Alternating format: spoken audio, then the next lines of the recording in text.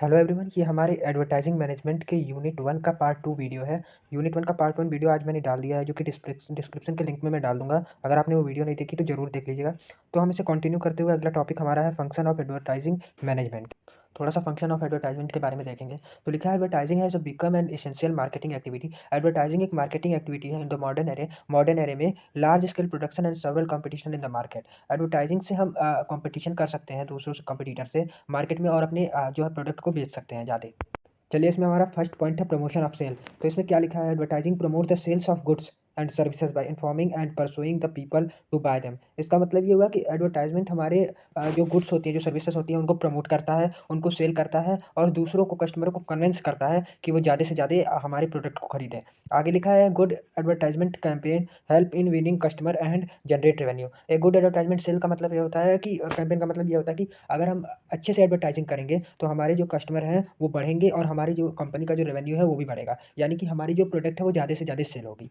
Now the second point is introduction of new product. इसमें लिखा है advertising help in the introduction of new product in market. मतलब advertising, अगर हम advertise करते हैं तो लोगों को जो नया प्रोडक्ट मार्केट में आता है, अगर उसको एडवर्टाइज करें तो लोगों को पता चलेगा। ये हेल्प करता है कि हम लोगों तक उसके बारे में जानकारी पहुंचा सकें। आगे लिखा है business enterprise can introduce itself and it's product. अगर कोई बिजनेस ऑर्गेनाइजेशन नई नई खुली है तो वो एडवर्टाइजमेंट के थ्रू अपने प्रोडक्ट को और अपने बिजनेस के दोनों के बारे में कस्टमर तक आसानी से बातों को पहुंचा सकेंगे। आगे लिखा है it's product to the public through advertising. Public तक, वही बात है, पब्लिक तक पहुंचा सकेंगे थ्रू द एडवर्टाइजिंग। आगे लिखा है advertising enable quick publicity in the market.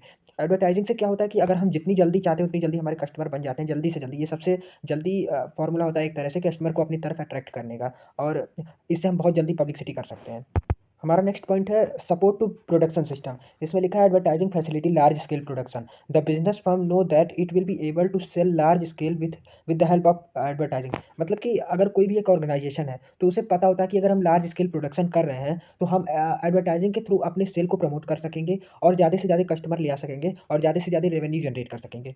इसमें आगे लिखा है mass production will reduce the cost of production per unit by making possible the economic use of various factor of production.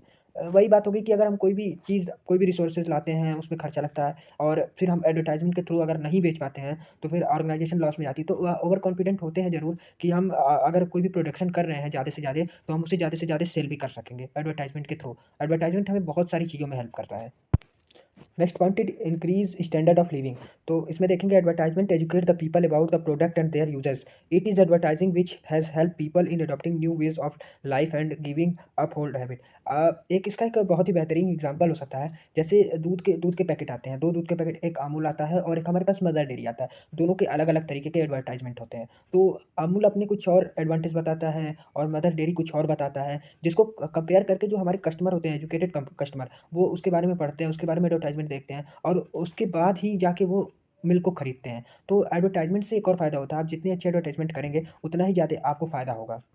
लेकिन इसका ये मतलब नहीं है कि आप गलत एडवर्टाइजमेंट कर रहे हैं और उसके बाद फिर कस्टमर्स को बाद में इस चीज़ के बारे में पता चलता है, और अगर आप अच्छा कर रहे हैं तो वो खुद ब खुद महसूस करेंगे और आपको रेटिंग देंगे। अलग-अलग तरीके से अब तो रेटिंग भी दी जाती है। तो ब यही सब वे होते हैं जो एडवर्टाइजमेंट करने के, और इससे बहुत सारे फ़ायदे भी होते हैं, कस्टमर को भी होते हैं और बाकी ऑर्गनाइज़ेशंस को भी होती हैं। Now the next point is public image. Advertising build up the reputation of the advertiser. Advertising enable a business firm to communicate its achievement and its effort to satisfy the customer need to the public. Public image का मतलब साफ पता चल जाता है कि अगर हम एडवर्टीजमेंट कर रहे हैं, हमारे प्रोडक्ट अच्छे हैं, हमारा ब्रांड अच्छा है, और कस्टमर यूज़ कर रहे हैं, उन्हें यूज़ करने के बाद कोई दिक्कत नहीं आ रही है, तो एक अलग इमेज बन जाती है उस प्रोडक्ट की, और वही प्रोडक्ट आगे चल के ब्रांड बन जाता है।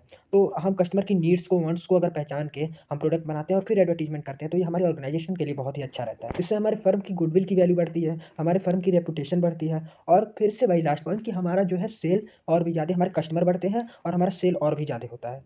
देखिए, जो नेक्स्ट पॉइंट है सपोर्ट टू मीडिया, इसमें है advertising provide an important source of revenue to the publisher of newspaper and magazines and the producer of TV program. हम अलग-अलग तरीके से टीवी प्रोग्राम के बीच में, या फिर मैगजीन्स में, या फिर न्यूज़पेपर में अपने प्रोडक्ट की, अपने ऑर्गेनाइजेशन की जो है एडवर्टाइजमेंट करते हैं। तो मीडिया आल्सो हमें सपोर्ट करता है हमारे गुडविल को, हमारे ब्रांड को इंक्रीज़ करने में, हमारे कस्टमर को इंक्रीज़ करने में। अब हम देखेंगे टाइप्स ऑफ एडवर्टाइजिंग मैनेजमेंट। तो इसमें पहला हो जाता है print advertising. This is probably the oldest form of advertising. Here product and service and promote in the form of text. Companies from various industries across the global have been using newspaper. मतलब कि ये सबसे oldest form था advertisement करने का। इसमें क्या होता था कि हम न्यूज़पेपर, मैगजीन्स एक्सेट्रा में अपनी जो एडवर्टाइजमेंट प्रिंट करवाते थे, उससे हमारे कस्टमर देखते थे। तो ये सबसे ओल्डेस्ट फॉर्म है प्रिंट एडवर्टाइजमेंट। जो पहला था वो प्रिंट एडवर्टाइजमेंट था, उसमें हम प्रिंट करके टेक्स्ट करके लोगों तक एडवर्टाइजमेंट करते थे। इसमें ब्रॉडकास्टिंग एडवर्टाइजमेंट ये पूरी दुनिया भर में ये किया जाता है। इसमें होता क्या है, हम टीवी द्वारा, रेडियो द्वारा एक्सेट्रा जो भी अभी वॉइस टाइप की चीज़ें आती हैं, उससे हम अपना एडवर्टाइजमेंट करते हैं। जैसे कोई भी एप्लीकेशन है तो बीच में ऐड चला के एडवर्टाइजमेंट करते हैं। आपने एक एडवर्टाइजमेंट गाने वाला सुना होगा स्पॉटिफाई, बीच में जो ऐड आ जाता है तो उसको कहते हैं ब्रॉडकास्ट एडवर्टाइजमेंट।